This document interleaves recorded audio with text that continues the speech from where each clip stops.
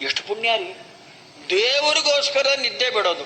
15 ದಿವಸಕ್ಕೆ ನಮ್ಮನ್ನು ಒಂದು ದಿವಸ ನಿದ್ದೆ ಬಿಡು ಅಂತಾರೆ ಏಕಾದಶಿ. ಎಷ್ಟು ಪುಣ್ಯ ಗೊತ್ತಾ? ಜಾವದ ಜಾಗರ ಕ್ರತು 4,000.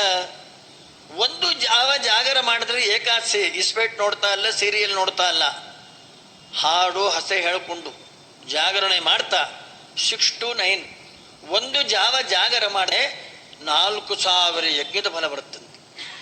4 ಜಾವ ಅಂದ್ರೆ ಬೆಳಗಿನ ತನಕ ಯಾರು ಜಾಗರಣೆ ಮಾಡ್ತಾರೆ, ಜಾವದ 4ಕ್ಕೆ ಮಿತಿ ಇಲ್ಲವೋ. 4 ಜಾಗರ ಮಾಡಿದ್ರೆ ಎಷ್ಟು ಪುಣ್ಯ ಬರುತ್ತೆ ಹೇಳಲಿಕ್ಕೆ ಬರೋಲ್ಲ. ನಿದ್ದೆ ಮಾಡಿದ್ರೆ ಹೇಳ್ತೇನೆ.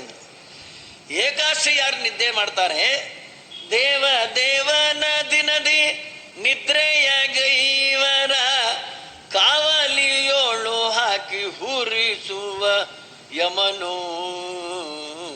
ಹರಿದಿನದಲ್ಲಿ ಉಂಡ ನರರಿಗೆ ಘೋರ ನರಕವು ತಪ್ಪದೆಂದು ಶ್ರುತಿ ಸಾರುತ್ತಿದೆ. ಕಳ್ಳೆಕ ಹುರಿದಂಗೆ ಹುಡುಕ್ತಾರೆ ಬಾಣ್ಲೆಯಲ್ಲಿ ಹಾಕಿ. ಒಂದಿನ ಅಲ್ಲ, 2 ದಿನ ಅಲ್ಲ, ಲಕ್ಷಾಂತರ ವರ್ಷ. ಒಂದೊಂದು ಅಗಳಿಗೆ ಕೋಟಿ ಕೋಟಿ ಕ್ರಿಮಿ. ಅಂದಿನ ಅನ್ನವು ಹಂದಿಯ ಮಾಂಸವು. ಮಂದರೋದ್ಧಾರನ ದಿನದಲ್ಲಿ ಉಂಡವರನ್ನ ಕಿವಿನೊಳಗೆ ಹಾಕಿ ಕುದಿಸುವ ಯಮನು. ಕುಂಭಿಪಾಕ ಅಂತ ಒಂದು ನರಕ, ಅದ್ರ ತುಂಬ ಕಿವಿ ಇರುತ್ತೆ, ದುರ್ವಾಸನೆ. ಅದು ಕುದೀತಾ ಇರುತ್ತೆ, ಅದ್ರಲ್ಲಿ ಅದ್ದೋದು ತೆಗೆಯೋದು. ಎಷ್ಟೋ ವರ್ಷ ಹಿಂಗೆ ಮಾಡಿಬಿಡ್ತಾರೆ. ಒಂದು ಏಕಾದಶಿ ಉಪವಾಸ ಮಾಡಿ ಯಾವ್ಯಾವುದೋ ಪಾಪವೆಲ್ಲ ಸುಟ್ಟು ಹೋಗುತ್ತೆ.